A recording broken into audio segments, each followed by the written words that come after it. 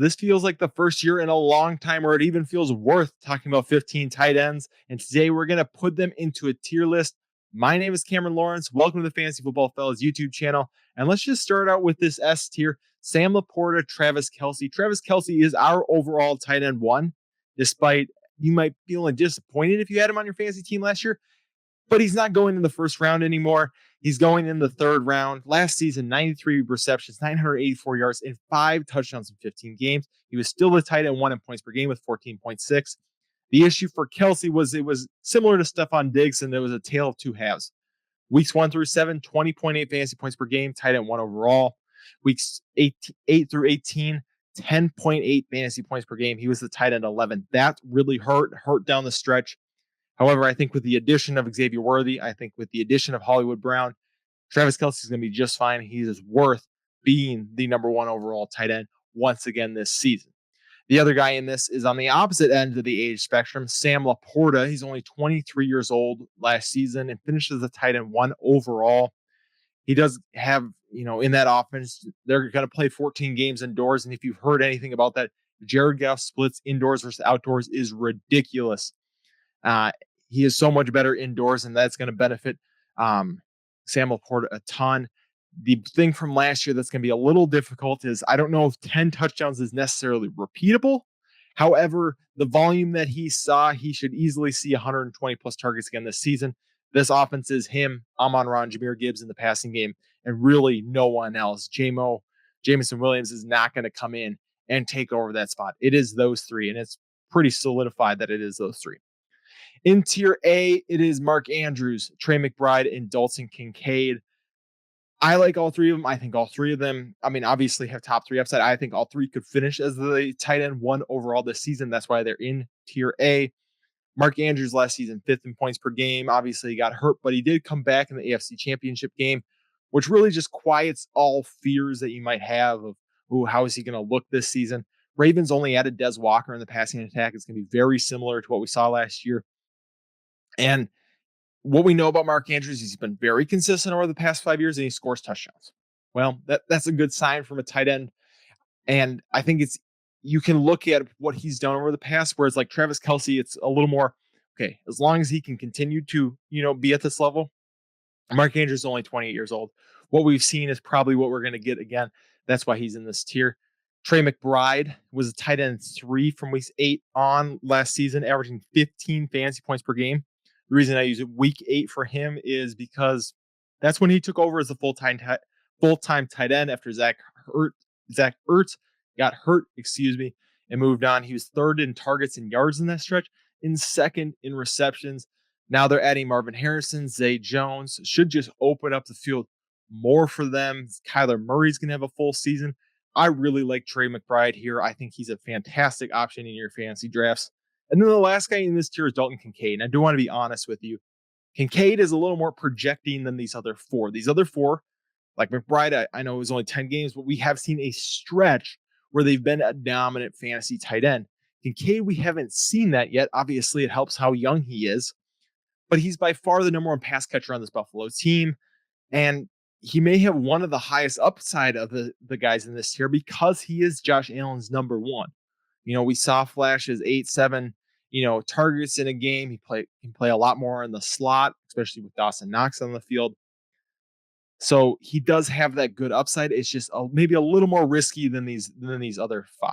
Moving on to the B tier now, we get maybe the king of projection, the king of upside, the king of what if. It's Kyle Pitts. We just talked about him on the podcast, so if you want to go watch that, go ahead over there. I won't spend too much time on him, but he should see better volume. His catch rate was at 64.5% last year. That's going to get better with Kirk Cousins, who likes to throw to the tight end. We've seen him stay above 12 yards per reception each year, which is very exciting for those big plays downfield. It's can he find the end zone? Can he stay consistent enough to be a top tight end? But the upside is crazy with him. Could easily be the tight end 1 overall for many years to come. It's just, does it all finally click, or are we just banging our heads against the wall one more year with Kyle Pitts? The next guy on this list, Evan Ingram. Surprisingly, some people I probably don't even realize this. was the tight end one in targets last year, which is just crazy. Just listen to these target numbers. These are, every game that he played last year: 5, 8, 8, 8, 8, 7, 7, 10, 7, 6, 8, 9, 12, 6, 15, 6, 13. It's a lot of high numbers in there because he had 143 of them last year. And obviously, Christian Kirk and Zay Jones missed a lot of time. So Evan Ingram was really needed in that passing game. But they got rid of Calvin Ridley. They got rid of Zay Jones. And they bring in Brian Thomas, who I think is going to be very good in the NFL, but he's a rookie. And they bring in Gabe Davis, who really hasn't been consistent, to say the least. Evan Ingram could easily see another season of 120 plus targets. And as a tight end, that's good enough to launch you into that top 5 status. So on volume alone, Evan Ingram falls into this tier. Next guy on this list, Jake Ferguson. What can we say other than Dak is a great quarterback to be a tight end of? We saw it with Dalton Schultz, and now we're seeing it with Jake Ferguson.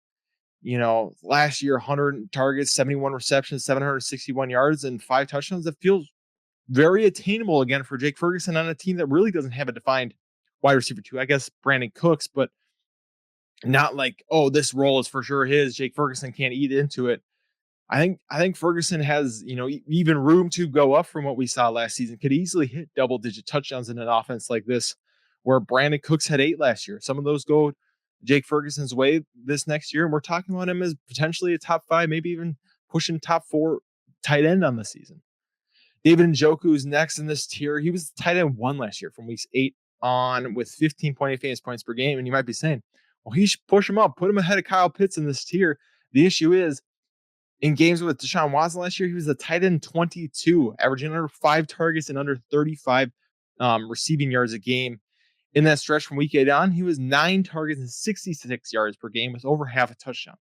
So it's, again, tale of 2 halves, tale of 2 quarterbacks, really. 2 systems for David Njoku. If we can see him kind of find his way with Deshaun Watson, see a glimpse of what we saw last year, the upside is real for this guy. It's just, will Deshaun Watson support him as an elite tight end? That's why he's a little bit lower. And the last guy in this tier, I know some people are going to be upset about George Kittle, so I just want to spend a little bit of time on him. Obviously, if Debo or Ayuk get moved, very different story. We're going to be talking about him in a very different light. He did finish as a tight end 2 in back-to-back seasons. Both seasons were off of efficiencies that we don't know if he's going to be able to carry on. 2 seasons ago, 11 receiving touchdowns. He had never hit that before. He never been close to 11. Comes back down to earth. However, this year, 15.7 yards per reception. That's 3 yards more per reception than the next closest tight end in the top 20, who was Kyle Pitts at 12.6. Right? So that's something that just doesn't carry over. You can say, well, the 49ers might do it. And they definitely could, right? If there's any offense that can, it is the 49ers. But more likely than not, that number comes back to earth. And with seeing under 100 targets 2 seasons in a row, it becomes very difficult to be a top 6 tight end unless you get an outlier season in the yards per reception or touchdown category.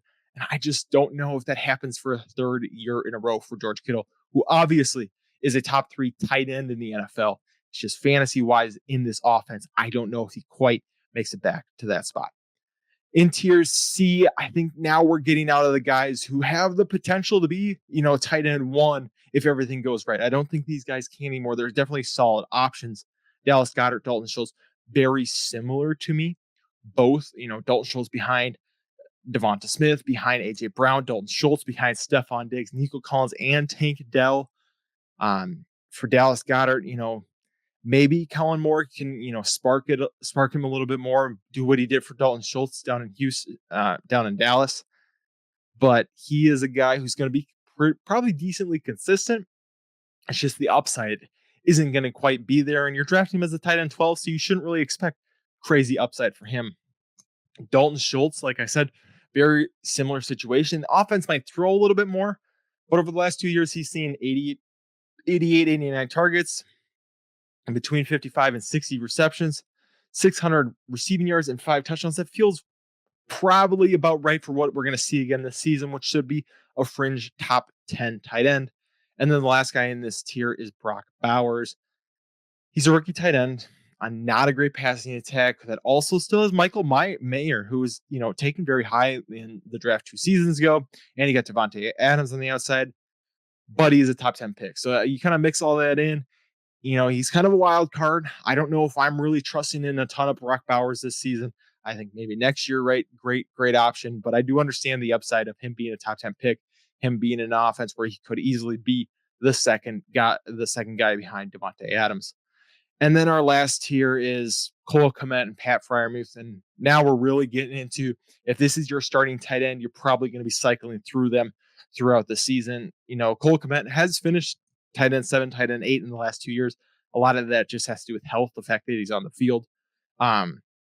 He's in a very similar situation to Dalton Schultz, except he has a rookie quarterback, except he has an offense that might not throw quite as much. So yeah, he has top 10 potential, but he's not sneaking in the top 5, probably not even in the top 7 anytime soon. So, Cole Kmet's probably outside of this tier. He's my favorite target because I think he has the most upside out of everybody left. I just don't know how exciting he actually is. And then the last guy on this list, Pat Freiermuth. Nothing excites me about him. Nothing. He was just kind of like, we needed a 15th guy. He ended up being that 15th guy according to our consensus rankings. So he fit right in here. He's got Arthur Smith. So maybe he has a decent season, or it's just like we don't know what tight end he's going to use. It's going to be brutal. With Pat Freiermuth, you're just hoping you get 10 fantasy points a week. And that's kind of where you're at. That's kind of what you're hoping for in a PPR situation. But yeah, that wraps up our top 15 tight ends. If you want to see our full rankings, full statted out projections, or consensus rankings, that's all in our draft guide, pelsdraftguide.com. Make sure you check that out. Make sure you check out our podcast that came out yesterday. Podcast coming out tomorrow.